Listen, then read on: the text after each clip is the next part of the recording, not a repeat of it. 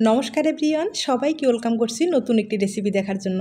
আশা করি যে যেখান থেকে ভিডিওটি দেখছেন সবাই সুস্থ আছেন এবং ভালো আছেন। আজকে ময়দা দিয়ে ডিজাইনার চিপসের রেসিপি নিয়ে আসলাম। এই চিপসটা দেখতে যতটা সুন্দর, খেতেও কিন্তু ততটাই টেস্টি, আর বানানোটা এতটাই সহজ যে কেউ দেখলে বানিয়ে নিতে পারবে। চলুন কথা না বাড়িয়ে রেসিপিটি শুরু করা যাক। প্রথমে এখানে 200 গ্রামের মতো ময়দা নিয়ে নিলাম, আর সামান্য পরিমাণে একটু লবণ দিয়ে দিতে হবে। এবার নর্মাল জল দিয়ে একটা বেটার তৈরি করে নিতে হবে, তবে একটু পাতলা করে তৈরি করে নিতে হবে।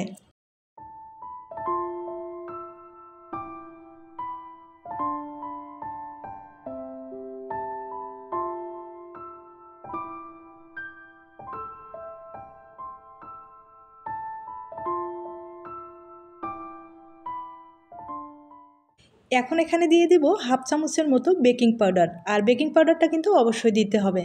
আর ময়দার বেটারটা কিন্তু খুব ভালোভাবে ফেটিয়ে নিতে হবে, একটু সময় নিয়ে ফেটিয়ে নিতে হবে।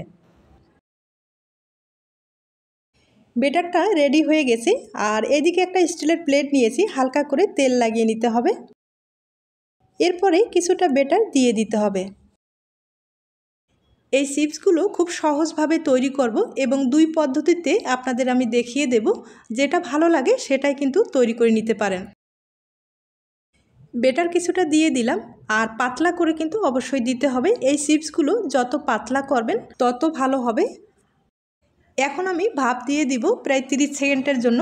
একটা ঢাকনা দিতে হবে আর 30 সেকেন্ডের জন্য অপেক্ষা করে নিব।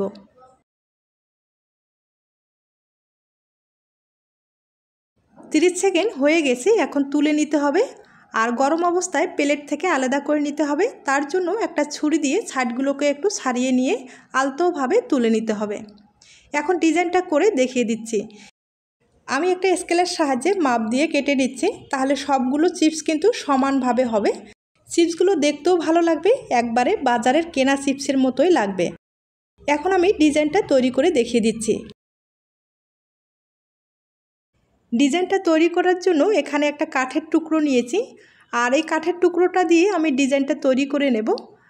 আপনাদের যদি এরকম কাঠের টুকরো না থাকে সেক্ষেত্রে কিন্তু পেন্সিলের সাহায্যেও এই ডিজাইনগুলো তৈরি করতে পারেন, তবে কাঠের টুকরো হলে ডিজাইনগুলো করতে সুবিধা হবে। এবার ডিজাইনটা করে নিচ্ছি। কাঠের টুকরোটা দিয়ে একটু রোল করে নিতে হবে, আর একটু ময়দার যে বেটারটা তৈরি করলাম অল্প একটু রেখেছিলাম, সেটা দিয়ে একটু ভালোভাবে জোড়া লাগিয়ে দিতে হবে। তবে এটার চেয়েও কিন্তু আমি আরও একটা সহজ উপায়ে দেখিয়ে দিব। তবে এটাও কিন্তু খুব ভালো, আর দেখতেই পারছেন এত সুন্দর হয়েছে, মনে হচ্ছে বাজারের কেনা চিপসের মতোই কিন্তু তৈরি হচ্ছে। আমি একইভাবে আরেকটা তৈরি করে দেখিয়ে দিচ্ছি।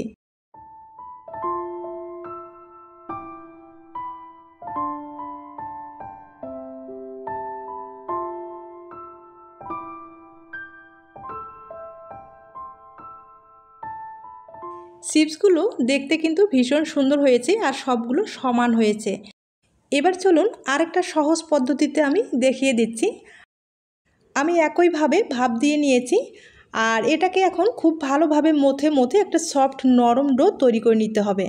আর এই ডোগুলো এতটাই সফট হয়ে থাকে, হাতে ধরলেই বুঝতে পারবেন। এখন ডোটাকে বেলে নিতে হবে, তবে পাতলা করে বেলে নিতে হবে। আর এখানে কোনো তেল লাগা যাবে না, বা ময়দা আটা এগুলো কিন্তু ব্যবহার করা যাবে না। একইভাবে স্কেল দিয়ে আমি মাপ দিয়ে কেটে নিচ্ছি, আর সবগুলো চিপস কিন্তু সমান হবে, কোনো আঁকা বাঁকা হবে না।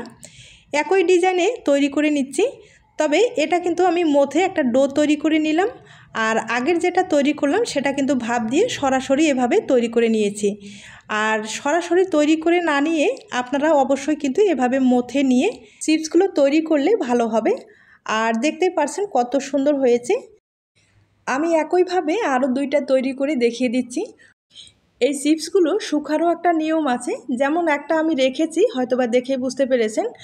সবগুলো চিপস এভাবে কিন্তু রেখে দিয়ে শুকিয়ে নিতে হবে, আর মাঝে মাঝে একটু উল্টে পাল্টে দিলে একবারে বাজারের কিনা চিপসের মতো তৈরি হবে। আর এগুলো আপনারা ফ্যানের হাওয়ায় শুকিয়ে নিতে পারেন, অথবা রোদ্রেও শুকাতে পারেন।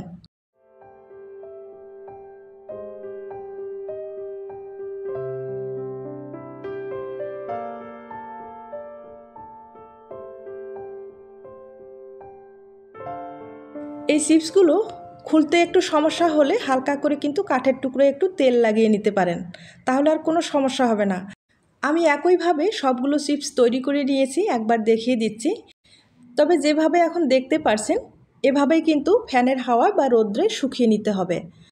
চিপসগুলো আমি শুকিয়ে নিয়েছি, একদিনের মতো সময় লেগে গেছে।